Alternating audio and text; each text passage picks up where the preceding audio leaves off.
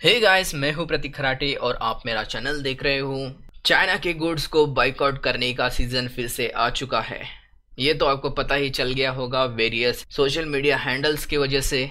इस वीडियो में मैं बात करने वाला हूं क्यों सिर्फ चाइनीज प्रोडक्ट्स को बाइकआउट करना काफी नहीं है, और नरेंद्र मोदी का आत्मनिर्भर क्यों है फेक आत्मनिर्भर, और देखेंगे मित्रो ऐप की कंट्रोवर्सी। पर उससे पहले एक सूचना, अगर आपने मेरे चैनल को सब्सक्राइब नहीं किया है तो जल्दी सब्सक्राइब कर दीजिए और इस वीडियो को एंड तक देखिए। इस सब की शुरुआत हुई थी जब हमारे प्राइम मिनिस्टर नरेंद्र मोदी ने एक स्पीच में कहा था आत्मनिर्भर बनो। उसके बाद लोग लग गए चाइनीज गुड्स को बॉयकॉट करने में। उसके साथ साथ उन्होंने चाइनीज ऐप्स को भी बॉयकॉट करना चालू कर दिया। पर क्या बस इससे ही चाइनीज गुड्स हमेशा के लिए बॉयकॉट हो जाएंगे? जवाब है नहीं। कोई भी ट्रेड दो चीजों की वजह से चलता है, एक डिमांड और दूसरी सप्लाई। हमारे देश में चाइनीज गुड्स की डिमांड बहुत ही ज़्यादा है।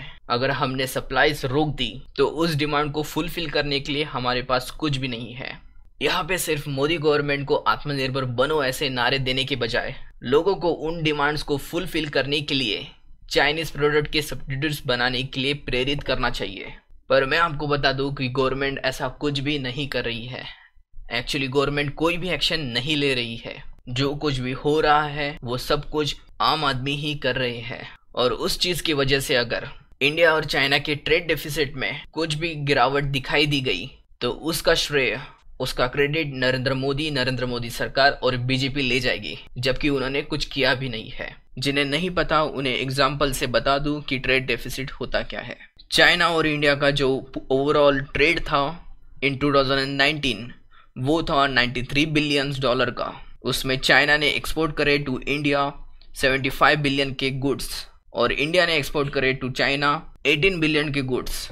आप उन्हीं दोनों को माइनस कर दो तो आपको मिलते हैं 57 बिलियन, जो कि है हमारा trade deficit with China. 57 billion मतलब इंडियन रुपीस में 4,27,500 crore rupees. 57 billion in India कितनी बड़ी रकम है ये मैं आपको बताता हूँ। 2018-19 का जो हमारा डिफेंस बजट था वो था $57 बिलियन का। मतलब हमने 2018-19 में जो हमने डिफेंस पे खर्च किया वो था 57 बिलियन। मतलब उतना ही पैसा हम चाइना को भी दे रहे हैं। तो यहाँ पर अगर गवर्नमेंट इंटरवीन नहीं करती है तो बाइकआउट चाइना गुड्स किसी भी काम का नहीं है। अब बात करते हैं मित्रो ऐप की कंट्रोवर्सी के बारे में। पिछले कई दिनों से टिकटॉक वर्सेस यूट्यूब की लड़ाई चल रही थी। उसके बाद लोगों ने टिकटॉक को अनइंस्टॉल करना चालू कर दिया था और उसी के सब्स्टिट्यूट में एक देसी ऐप मित्रो बनाई गई, जो बनाई थी IIT रुड़की के स्टूडेंट शिवांक अग्रवाल ने, और उसे प्रमोट किया था शॉपकिलर कंपनी ने। सब कुछ सही चल रहा था। एक महीने के अंदर मित्रो ऐप के 50 लाख यूजर्स बन चुके थे।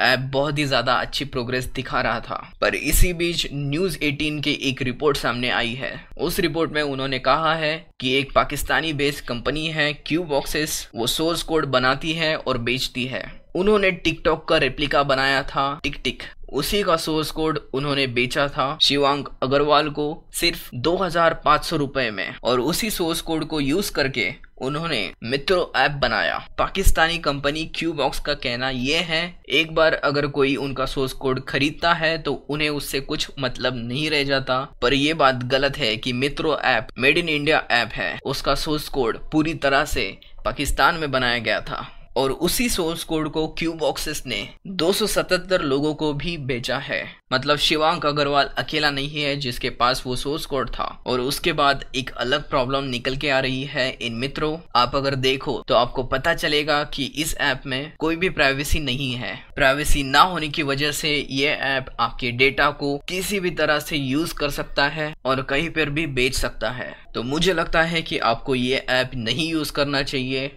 It's not safe for your privacy.